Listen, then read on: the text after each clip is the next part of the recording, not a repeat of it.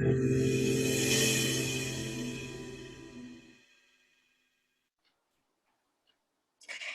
evening and welcome to Wisdom Wednesdays, and I'm your host and moderator, Carol. I'd like to introduce you to our panel, but before we do that, can I please ask the viewers to turn off your cameras, if you don't mind? But please stay with us, so get involved. So we have Soraya, we have Selvi. Selvi, say hello. Kamani, Fazana, and Kyra. So last Wednesday, I don't know if you guys joined in, but last Wednesday, we talked about the main topic of this whole idea behind Wisdom Wednesdays. It's to have a united Sri Lanka and for the women's voices to be heard in this call, this rally for a united Sri Lanka. And the need for women to be empowered to do so. We take such a backseat in most of the negotiating, and for whatever else, we just keep quiet. So anyway, carrying on from last week's program, today, we talk about, the topic is pluralism and inclusivity, sorry, pluralism and inclusivity.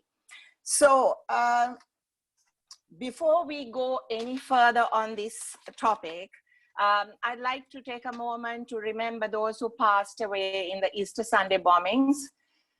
So it's been really tragic.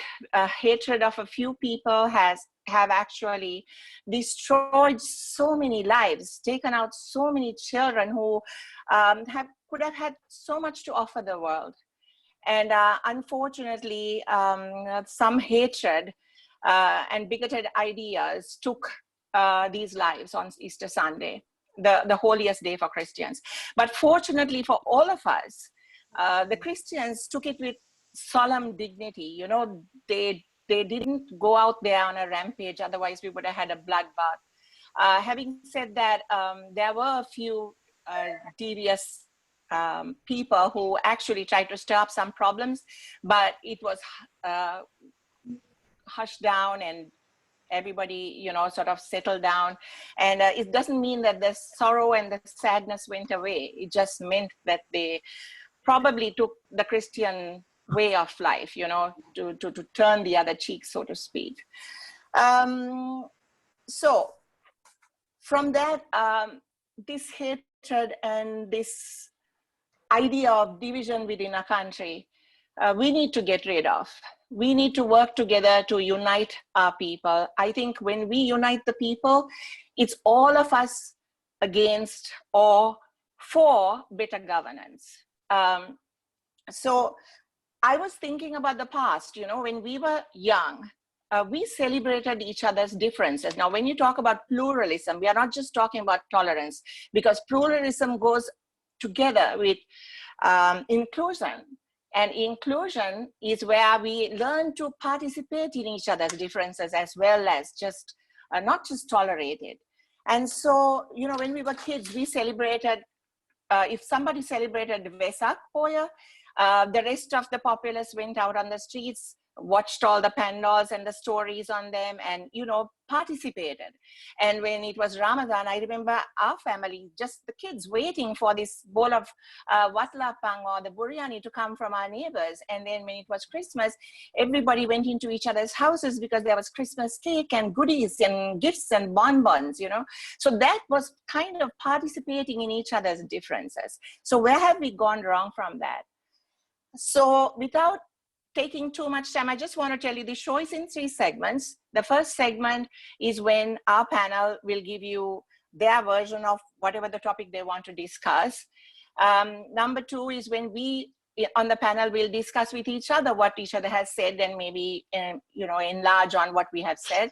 And thirdly, we want you, the viewer, please participate. This is for you and with you that we are trying to do this show, forum rather. And we want you to send in your questions and or your comments so that we know, you know, what we need to do to help you become strong and empowered. And if we women are empowered, then we can fight for this united country. So without too much of time taken, I'd like to introduce you to our first panelist, Soraya. She's a lawyer, community organizer, and an interfaith consultant, and she's the founder of the largest interfaith network in the US of A. And Soraya would like to speak to religion, pluralism, and national unity. Soraya? Thank you, Carol. Those of you who are listening in, Carol walks the talk. As a Christian, I have to say sorry. As a Christian, she has led the way for forgiveness and told us how her community rose to the events of the Easter Sunday attacks. And as a Muslim, I say to Carol, thank you, and we are extremely sorry that this happened. This heinous crime was perpetuated on at churches and places of importance in Colombo. We are extremely sorry. So now Carol, as you all must know, is a social and environmental activist. She's a co-founder of WIN, and she empowers women for gender equality through sports.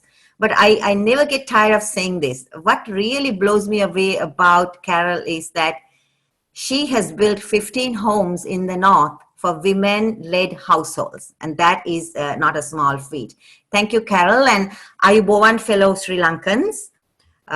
Today's topic, I was born with a silver spoon when it comes to pluralism, because pluralism, I see, is not merely diversity. Diversity is a given. Look at all of us. We are different. We don't have to go far. Look at our panelists. Every one of us, we are different. But our ability to come together and celebrate that difference, that is what is meant by pluralism. So this conversation on pluralism and inclusion has to take place every day. If the people, if the governments, if the authorities who are leading our country would take a moment to reflect on the importance of this, because pluralism no longer is a prerequisite for our progress. It is not. I say it is vital to our coexistence. So this is extremely important, because if we can't come together and celebrate who the differences in each one of us, we are going to be a broken society, a country, and unity among the communities will get further and further ahead. And we don't need to go far. If you look at the aftermath of the Easter Sunday attacks, people took it, the Christian community particularly were very graceful and forgiving. But we know come May, there were not things that should have happened that happened. Communities were attacked. So as we speak today on pluralism and inclusion, I want the listeners to really think deep. What could you do? What did you do? How are you doing? And what could you be doing to bring these communities together? The Muslims who became victims of a crime committed by their own, a group of their own people. We went down on the heels. When I heard Easter Sunday, I said, oh God, let it not be a Muslim. Because this has been too much. Terror attacks and linking it to all Muslims over the board has been a very hard thing. Vicarious liability we have borne and we continue to bear. And then what about the Sinhala Buddhists who are angry quite righteously? This happened and every one of us were taken by surprise. It ripped our country. It divided us. And what about the Christians whose churches were bombed and desecrated? And then the Tamils, who have just coming out of the war in the north and trying to give their best. We all took a backseat. So when we talk about pluralism, please, I want you to reflect about what can you do more, or what have you done, and what can we do together moving forward? Because this is a vital topic, because religion is important. 4,200 religions, and of course, I'm speaking only through pluralism through the lens of religion. 4,200 religions in the world, 12 major religions. And in Sri Lanka, we might have we do have 4 major and a few others. Surely if we can't come together and find creative ways to get along, I think we have failed in a very big sense. So when it comes to celebrating pluralism, I don't want to be a reductionist. Celebrating, what is celebrating, when we are not taught how to do it as a child? What is celebrating? So in 3 minutes, to sum it up, what I would say is, let us take personal responsibility. It's not what somebody didn't do or is doing, but what are you doing? That's the question we need to ask. And then we need to talk about faith-based social justice, which comes to productive unity. What can people in a mosque and a temple and a church come together on a Sunday, on a Friday, or a Monday, come together and talk about doing together to celebrate their oneness? And then third one is theological hospitality. I mean, I call out on the Muslim mosques, open your mosques more often. You can't do a once a year open mosque day. That's not enough. Because I work on the grounds. People keep asking me, why can't we visit a mosque?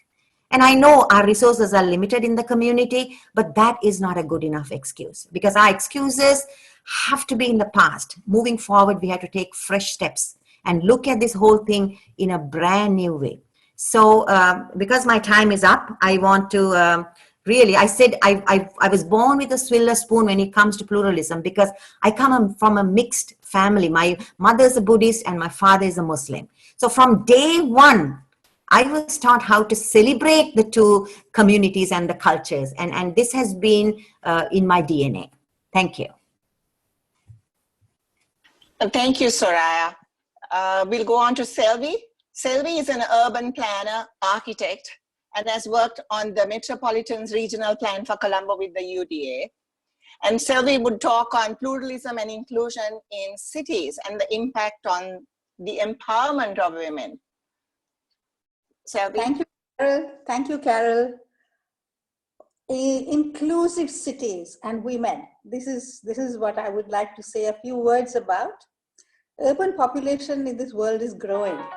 In Asia, currently, 54% of the people are living in cities. And it is estimated that by 2050, it'll go up to 70% and more. Now, cities have become spaces where diverse people negotiate a variety of differences, such as language, religion, gender, ethnicity, race, class, wealth, etc.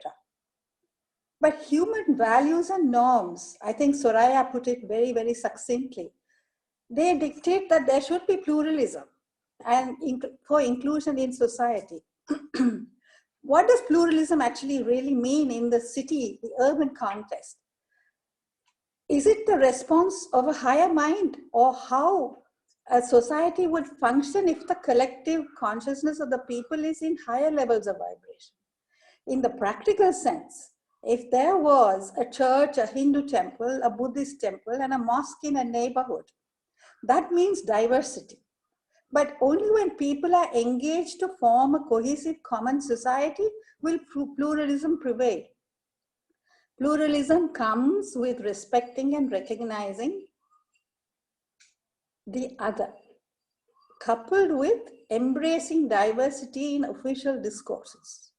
It does not mean toleration. In the urban context, transportation, jobs, housing, education, public spaces are all planned, but access to these facilities is the fulcrum on which inclusive cities are made. Now, that is access to urban facilities for the disabled people, the elderly, the children, and most of all, access for women.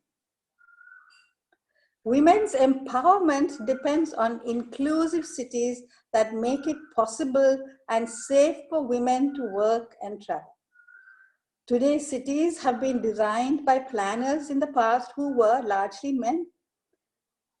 French architect Le Corbusier designed cities for cars and men. The patriarchy that dominates the planning of today's cities is based on the premise that women's place is in the home. But a woman planner, Jane Jacobs, and her treatise on the death and life of American cities challenged the masculine image of cities. Many women planners have now moved into this male-dominated discipline, and several measures are being undertaken now to make cities more accessible and inclusive for women. I would like to touch upon a very fundamental aspect here, is that women's security in the city is paramount for her empowerment in being able to live, work, and travel within the city. Thank you. Thank you very much, Selvi. That was extremely interesting, especially in today's context. We'll get to two more of that later. And now we'll talk to Kamini. So Kamini is the founder and executive officer of Shanti Margam, an organization which works on emotional well-being of youth. And Kamini is going to talk to the need to move from discrimination to inclusion when working with children. Thank you, sir. Thank you, Carol. So I wanted to talk about why it is important to move from a discrimination approach to inclusion when working with children. Firstly and foremost, children don't discriminate, and we see this. And they do start discriminating actually through the socialization process, which mainly happens and starts within homes, through the influences of parents, teachers, relatives, and society, like what I said last week. And the first example of discrimination that they would start experiencing would be around gender. For example, as a girl, how am I supposed to behave or dress? As a boy, how am I supposed to behave? And these children, if they see another boy or a girl who doesn't behave in that defined norm, they start looking at them differently and they start ridiculing or isolating or even bullying them. And the thing is, like, we have to remember that bullying is also now a huge issue in Sri Lanka. So this goes on to the school environment. If a child does not perform or look like others in a class, they are pointed out and ridiculed without really understanding why it is that they are performing differently. And so if we were to look at, what we are talking more about today, about race, religion, or even a person with a disability or different sexual orientation or gender identity, health status or economic status, the discrimination starts coming in, and it's not mostly from a compassionate perspective, but it's more from a place of entitlement, and that others are not entitled to the same resources or equal opportunities like themselves. And in Sri Lanka, there's also the misguided application of the concept of karma.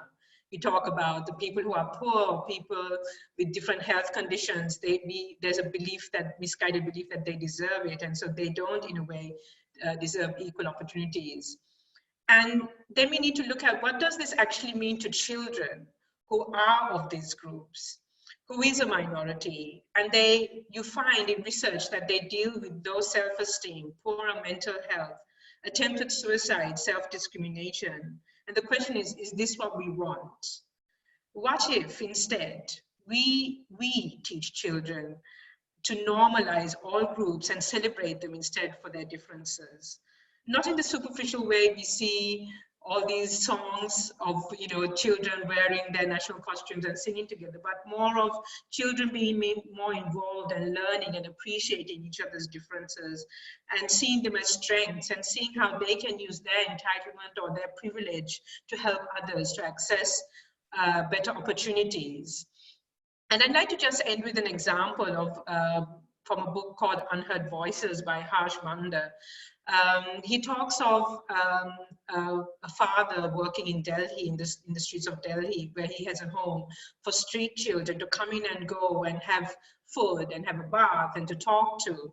And he asks this father, why do you do this? And he says, well, these children, if you look at them, they have incredible strength because they decided most often to move away from situations of abuse where they were not treated with respect, and they chose to come out. And maybe their experience is different now, but he saw the strength in them. And that story has actually really influenced me in my life. So this is just one example, and that's why I felt that this is a topic that I should speak on. Thank you.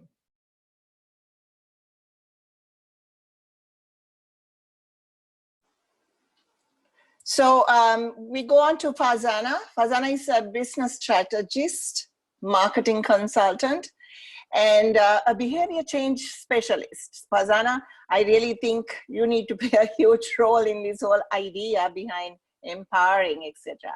So, and Fazana is going to talk about inclusivity and where do we start. Thank you, Carol. Great to be here. So diversity and inclusion topics are very important themes, and some of the panelists touched on some pertinent areas. But where do we start? Where do we begin is what I want to question. It starts with yourself, within us. So if we look at, all the social networks, family, parents, schools, companies, trade unions, leisure organizations, we can have all of them, but all of them contribute to levels of discrimination or lack of pluralism. And how can we make the difference? It is by that one individual, that is you. So this is why we have this forum, to speak out and have our voices heard. So we can't take the easy way out, blaming the government or blaming some political order. How can we as women bring this difference? So in this relation, I had a chat with Kamani, because Kamani has been spearheading a study many years ago in 2013. And I think the statistics there are still relevant. There's care study on masculinities and looking at how men and women look at their roles. And one of the startling things which remained in my mind since then, Kamani, where you presented to us many years ago, was how women themselves look at their roles, how they themselves have stereotyped themselves to be the person who cooks in the house. If you ask a sample, easily over 50% of the women, and easily much more than the men, thought that their role to be just cooking and providing in the house, whereas the men thought differently. So actually in that study, the men came out better. More women thought that if a woman was raped, her promiscuity and her behavior and her sort of way she dressed could be the cause. Imagine us women thinking like that. So this is where I want to touch on how we women should bring about this change of looking at our role and our stereotyping through a different lens altogether. We have to bring about this change. And I will talk about some options of how we can do this in the next segment. Thank you. Thank you, Fazana. We then go on to Kyra. Kyra is a mindfulness and meditation teacher, and she dedicates her life to stop social injustice. And Kyra is going to talk about inclusion and intimacy in time of polarization. Thank you so much, Carol, and all of you. It's really a pleasure to be together with everyone listening here also.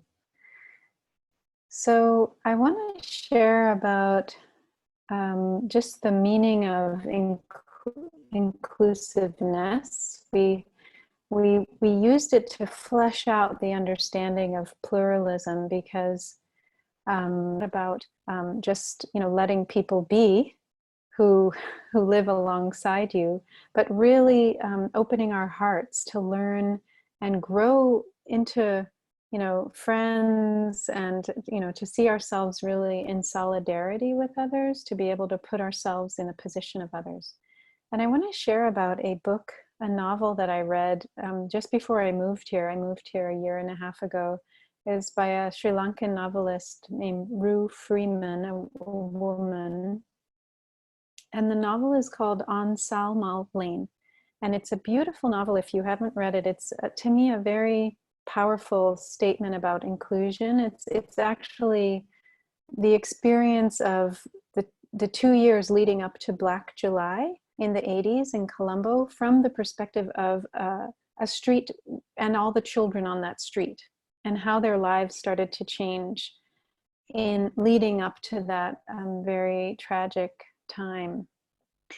And it shows the love that happens between people of different religions and groups, and how they protect each other when the riots happen, And also how, as many on the panel have shared, how adults begin to instill in the minds of some children on that lane hatred and discrimination and violence, you know, drop by drop, bit by bit. So I was thinking one thing that could come out of these, you know, conversations we're having together is, what would it mean to put a list together? And maybe this already exists, but we could create one together with all of you listening, tuning in tonight, a list of helpful resources that can teach children and others, adults as well, you know, that can inspire us to include others that are different from us. So I'm thinking about books about Tamil people for Sinhala children, books about Sinhala people for Tamil children, books about Muslims for non-Muslims children that show the beauty of the culture, that show the kindness, the generosity, the care, positive images. Like we went to visit Batikaloa a few weeks ago, and we visited the museum about Muslim history and culture in the East. And I was very impressed. I was very happy to see, you know, to learn and to understand, like, many Muslims in the history of Sri Lanka have been heroes and heroines and risked their lives to save kings and to, you know, protect leaders from invaders. So, I mean, it was beautiful to see all the roles, many roles Muslims have held for centuries in Sri Lanka. You know, and just another interpersonal thing we can do is just to spread good rumors. When you hear of someone from a group that's different from yours, that's done something beautiful, tell that story around to people in your group. That has a big influence on shifting our ideas about each other.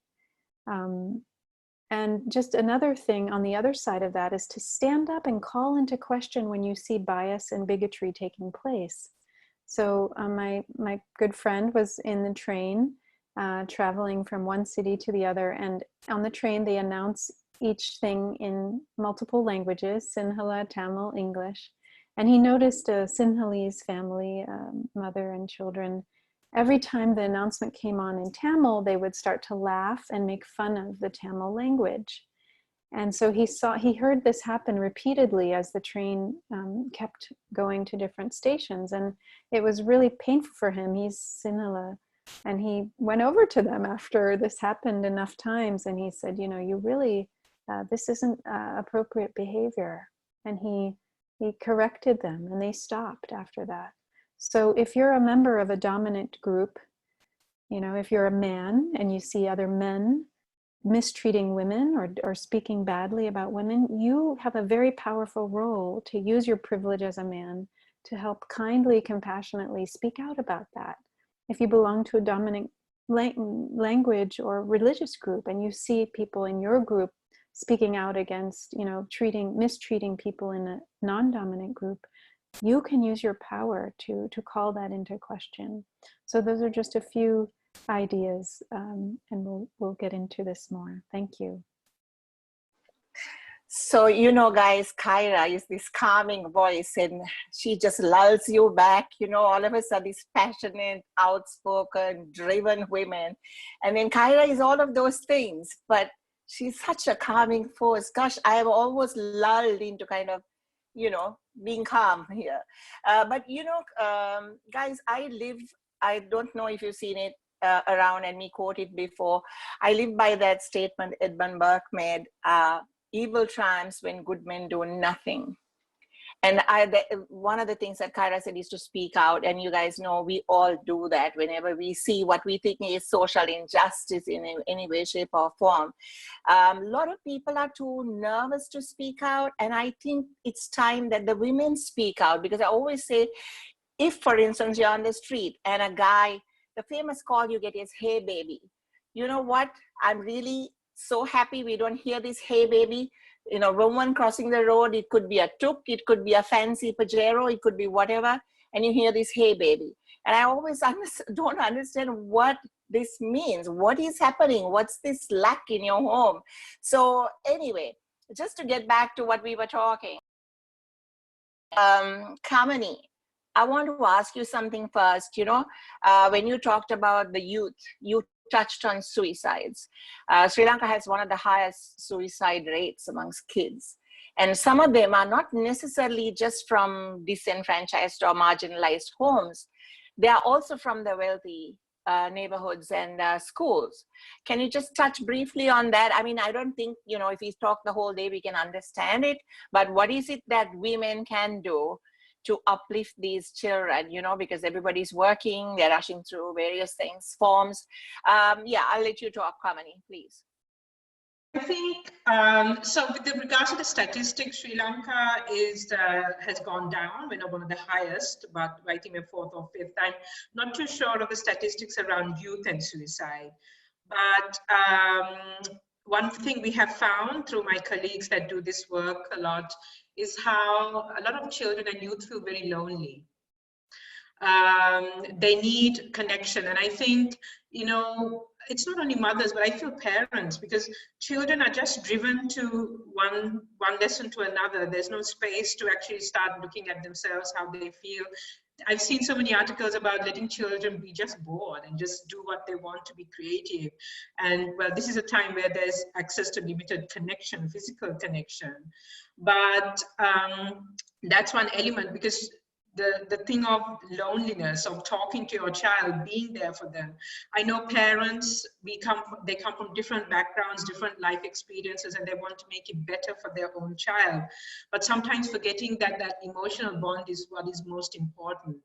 And then the added layers of, if they are going through some kind of transition of a health status, of their sexual orientation, of, you know, all kinds of things that are, you know, shunned by most people, and especially if you're a child from a minority group which is facing a lot of discrimination now. It's important for parents to understand and really understand their child and understand what is it to be like. I think parents need to be more educated about what is it to be, you know, being as having a different sexual orientation is not an illness. Understand that, you know, and understand how you can be more of an enabler to your child. Those are the few things that I can say immediately. Thank you, Kamini. And I want to go to Soraya. Soraya, a lot of the times, whenever something happens where a Muslim is involved, this radicalization of Muslim youth has been ongoing. And even within Sri Lanka, you know, some of the women who go to work in the Middle East, they come back and they have adopted a different lifestyle, more suited to the Middle Eastern way of living, you know, living in sandstorms and whatever. And they have adopted all of this. And people ask, see, one of the things I think people get scared of is when people live in groups, as you know, when we travel, we assimilate. And if you don't assimilate, that's scary. So, you know, this pluralism and what Selvi said previously about, you know, these cities that are integrated come into play. Can you just, do you have any idea? I know you don't think that way, but do you have any idea why the mullahs or those Muslim clerics who have a voice, why is it that they stay quiet in the face of this radicalization that's going on?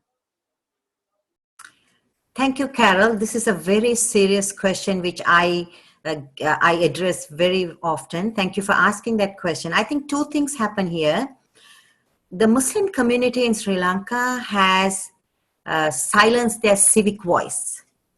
And the religious actors who are conversant in the text, but not so much in the context, have been leading the conversation. And this has taken a serious, deep, unfortunate toll on the Muslim community in Sri Lanka. And yes, we have embraced an Arab culture and ghettoized. Segments of the Muslim community in Sri Lanka have ghettoized themselves. And whenever I bring this topic up, the question that's put back to me is, but that's our freedom. And I accept that. But that freedom has some boundaries. We cannot deviate so far from our culture. When I travel to the north and the east, I'm amazed to see the changes that has taken place before 20 years later, you know. So we have done this and we have to own this. and we have to move forward. If we are going to talk about national unity, equality, and justice and equal treatment, I have a message for my community. I always believe in moral reciprocity, where I look within and I correct myself. And I think beautifully, this whole panel, we are always about be that change, and we have to make some changes. And yes, we have done a level of self-inoculation, and that has to change. Thank you, Soraya. I'm sorry I put you on the spot, because this is not a question that you can answer, I think, in a few sentences. But you know, we need more meaningful conversation amongst different people of different religious persuasion to come to a better understanding of each other. Going on to Fazana. How is it that we change these women's thought process? I totally agree with you. You know, I have this question, you know, sometimes you hear this in the communities, a woman saying to her elder daughter, Mallige pingana hodanda, and I always say Mallita addekak nedda. What on earth is that about? You know? So can you please tell us how these women, how we can change their thought process? You are right about that. Yeah, this is the thing now, to have an inclusive society and to accept pluralism. It's how children are brought up, right? And that's why I say it starts with you. And in the household, I think the women or the mother plays a big role. And if they produce more and more children to this world or to this community who are from day one brought up with this sort of stereotype roles and discriminating men and women and having different roles for them, then they grow up into a society where they absorb other facts of division as well, in terms of religion, ethnicity, and race as well. So we have to bring them up more openly. And I feel the way we can do it now is to have conversations like what we're doing now.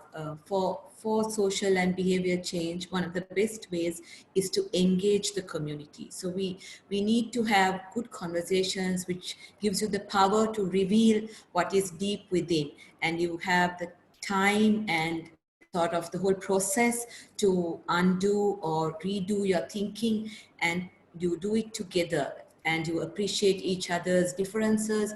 You may be a different color, different abilities, disabilities, but you learn to accept only if you start having those conversations.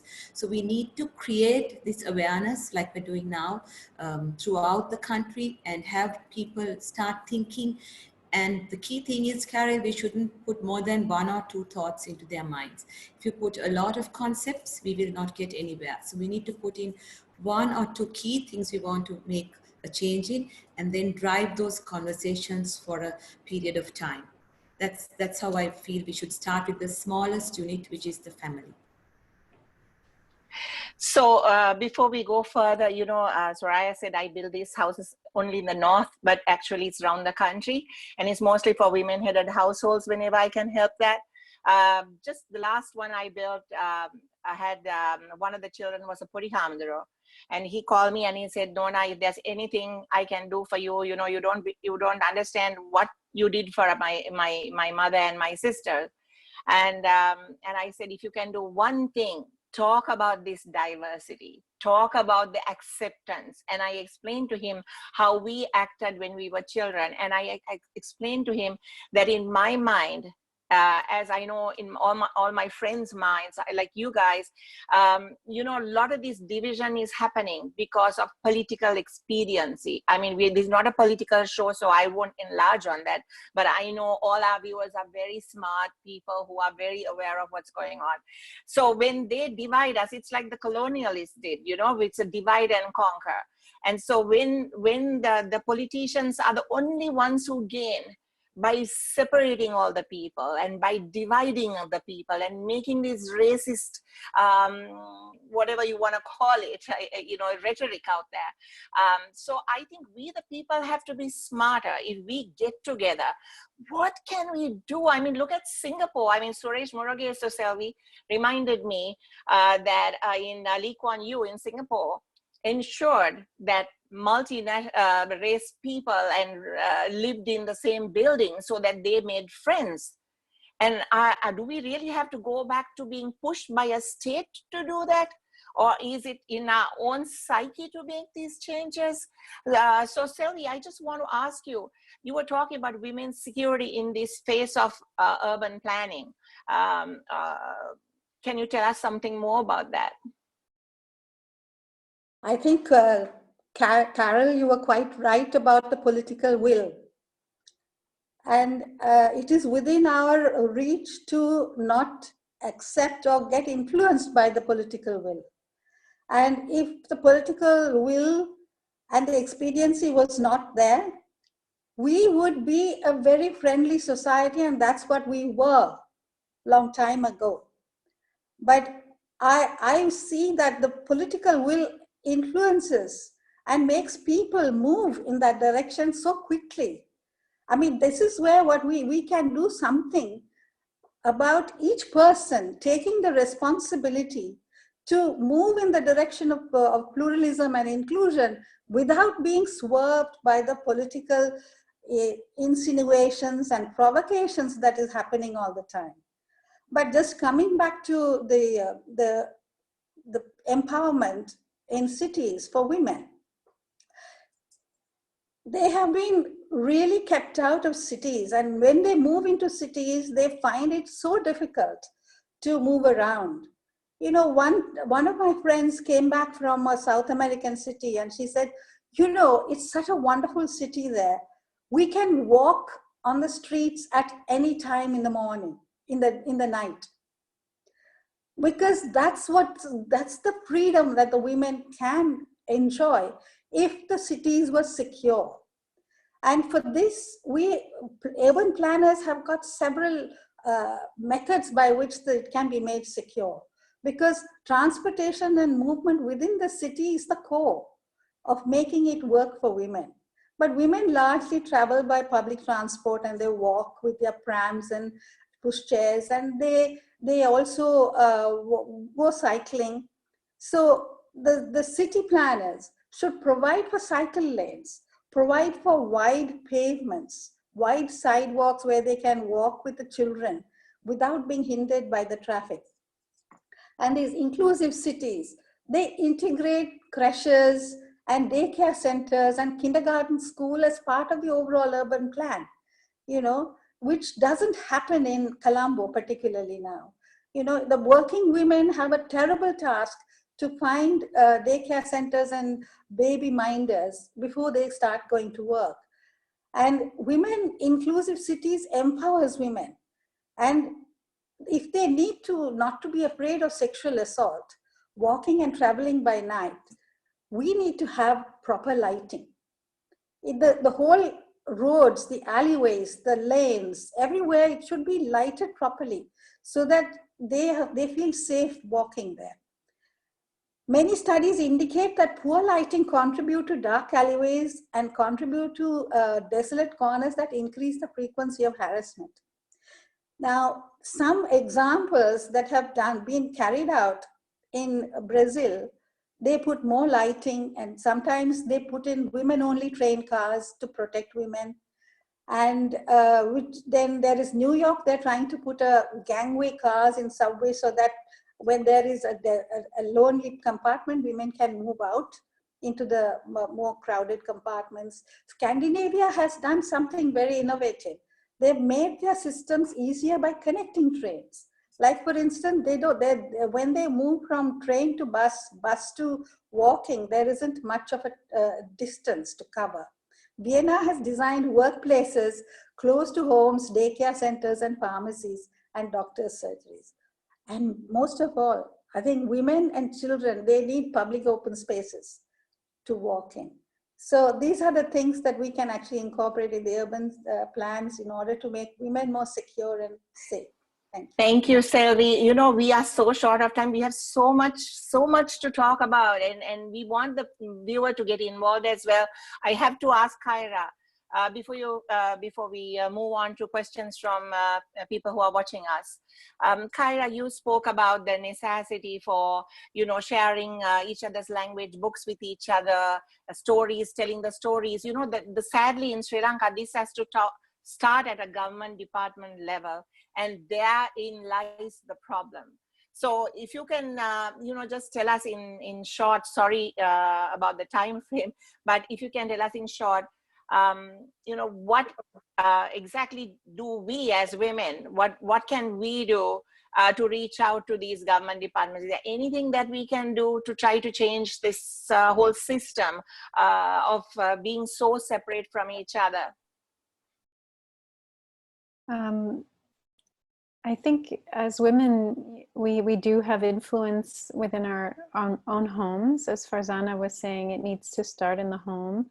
So we can, if the books don't exist, we can write them. We can talk about, talk to people in other, groups to help create, I take a Sinhala class, and my Sinhala teacher also teaches Tamil, and he created a dictionary of English is in the center column, Sinhala words on the left, and Tamil words on the right. So you see both languages in the same book.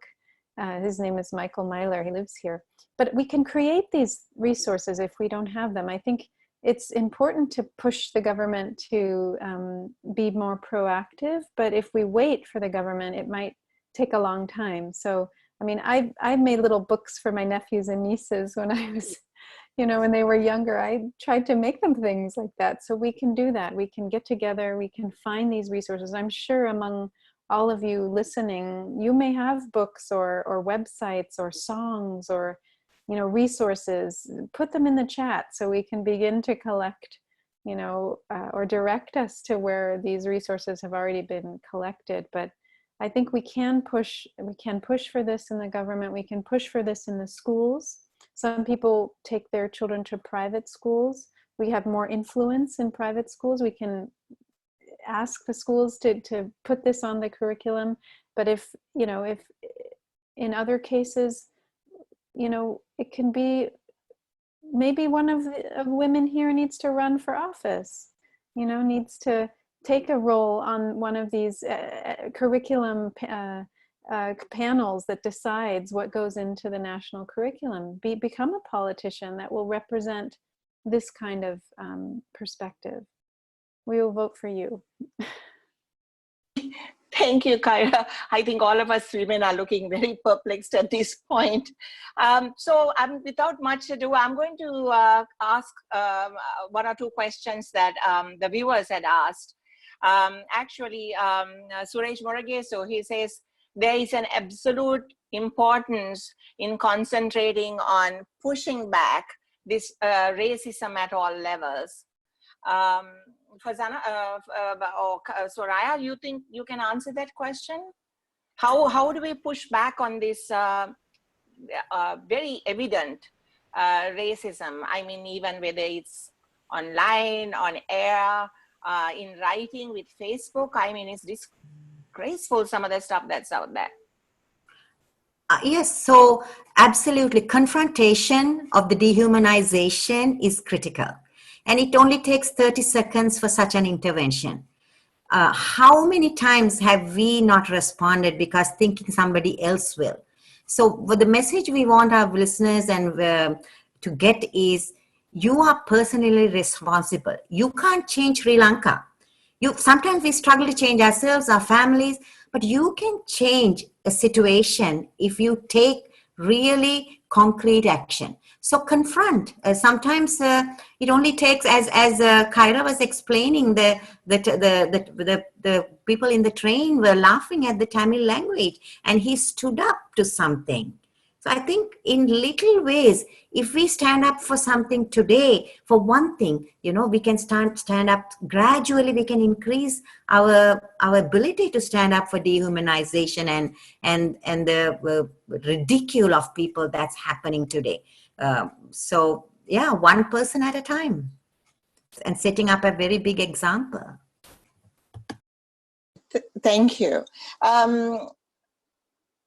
Farzana, how do you, sorry. Your hand. Kamini, yeah. I was going to ask you something anyway. Go ahead. Yeah. No, I mean, I just want to add a small thing as well. I think it's also important in this process to also reflect on our own privilege that we have, because I'm a Sinhala Buddhist, And it was until I lived in New York for a short while that I realized what it was like to be a minority. And I had heard the conversations. Living in Sri Lanka, I mean, I had also done what I could using my privilege to help, but it was really important for me to go through that process and really empathize, and also then figure out when I came back to Sri Lanka, or even from wherever I was positioned in the world, like I am even today, positioned in Vienna, how do I use, like, you know, see myself, and then what do I want to change and how can I change? And sometimes also answering some of the other questions, sometimes it has to be a collaboration. Sometimes you can do it individually through a social media post. And there are many mechanisms. So yeah, I just wanted to talk about that really important step of also reflecting on your own privilege and entitlement in order to move to the next step. Yeah.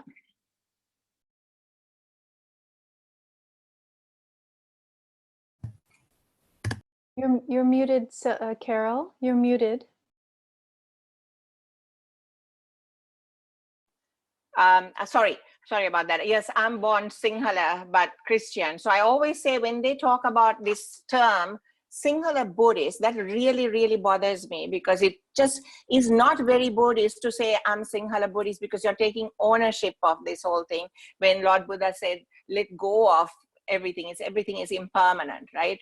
So I always wonder, but where does that leave me? So where does that leave everybody else then? You know, I'm Sinhala, but I don't belong, right? So then how does somebody who's born Tamil or practices Islam or whatever, how do they feel? You know, so this really bothers me. Fazana, what is it that parents can do in their homes, just quickly, that they can start today to ask their children to do, you know?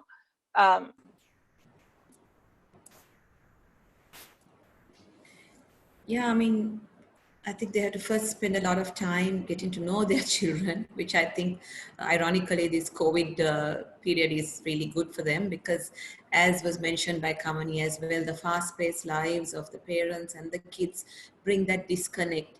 So sometimes the parents may not know what kind of stereotyped ideas or sort of deformed ideas have got into these kids' minds. It may have come from school, maybe it's from some of their own teachers, you never know.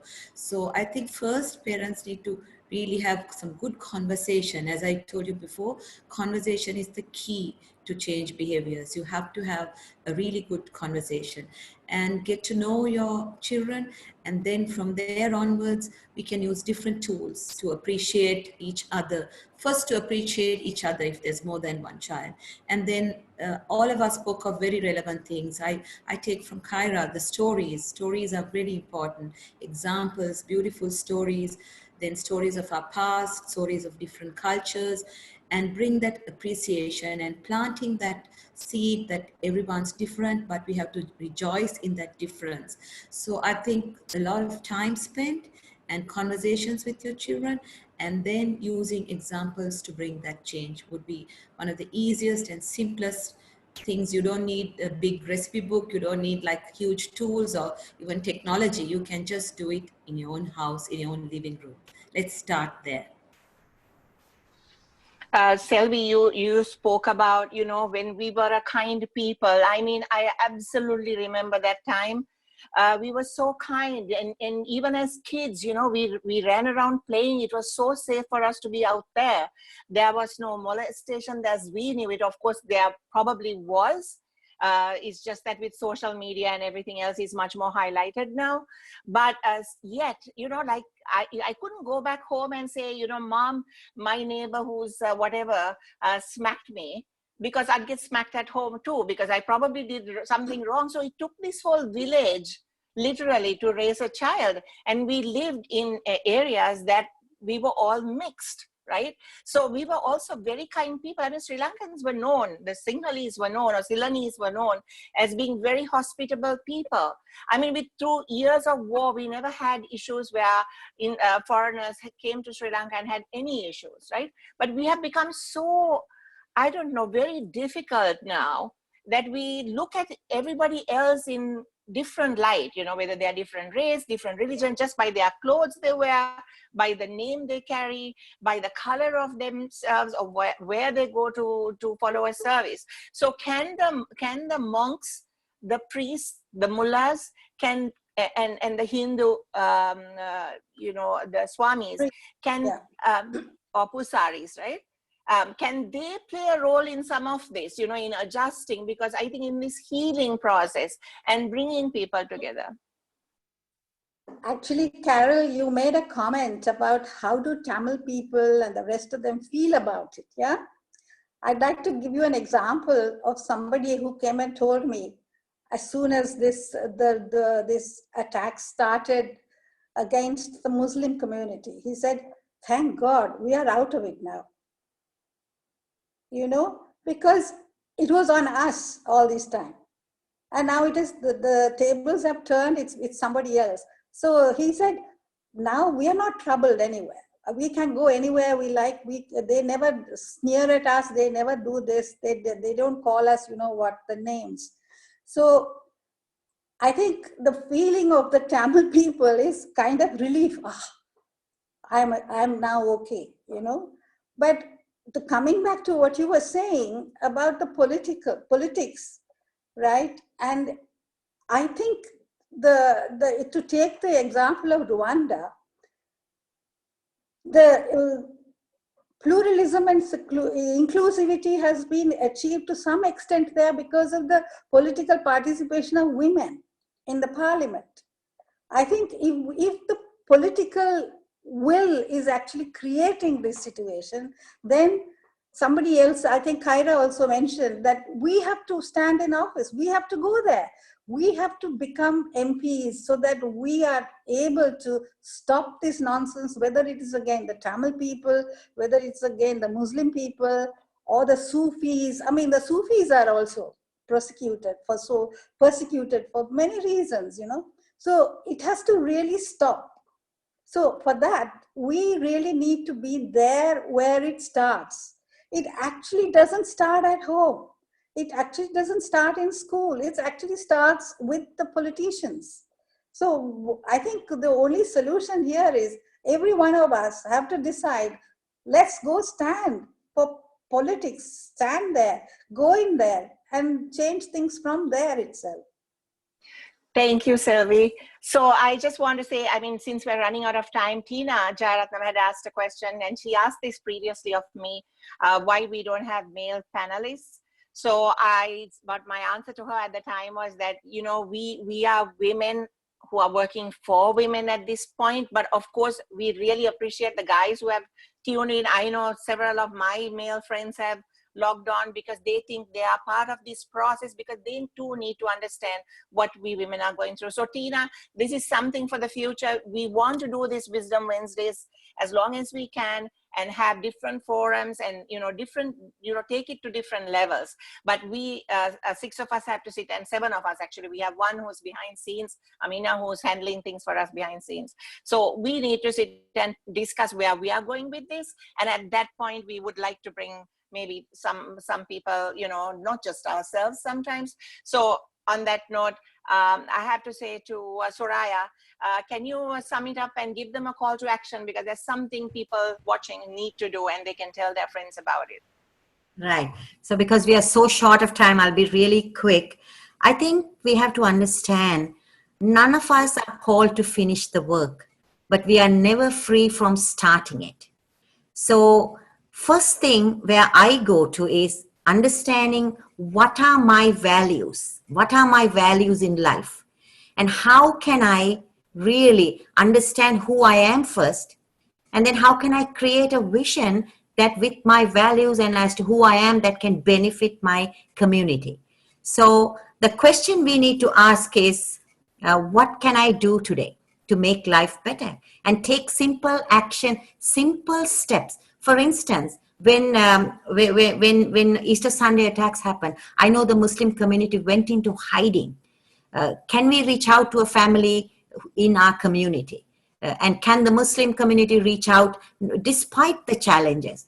So how can we take one tiny step? Because to remember critically is, we can't change Sri Lanka.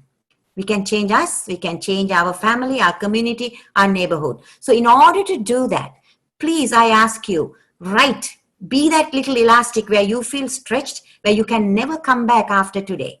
So do something very creative and innovative, and don't stay in that comfort zone because you cannot be creative. So write out 5 things, 5 values that you have, as to who you are. I mean, I value unity, I value loyalty, I value compassion. So everything I do is through that lens of unity, loyalty, compassion, joy. So take action, take small action. You don't have to finish, but you have to get started. On that note, everybody who's watching, and especially the ladies, I say to you, let us be part of this change that we want to see. Let us leave this country better than we found it. And to say that, that's a huge step that we need to take, and we need to work at it. From the panel, I'd like to say thank you very much for joining us. Please join us next Wednesday when we, that's I think the 29th at 6 p.m. And when the topic next Wednesday would be our vision for a healthy nation. So we need to carry this on, and we are trying to connect from session to session where we want to go with this whole program. So thank you very much for watching. If you have any more questions, please write us, inbox us, sorry, on our Facebook page. You can send any suggestions on our Facebook page, and we appreciate your participation in all of this. So thank you very much. Good night, and stay safe, stay healthy, guys. And please do some thinking about what we discussed today. Thank you.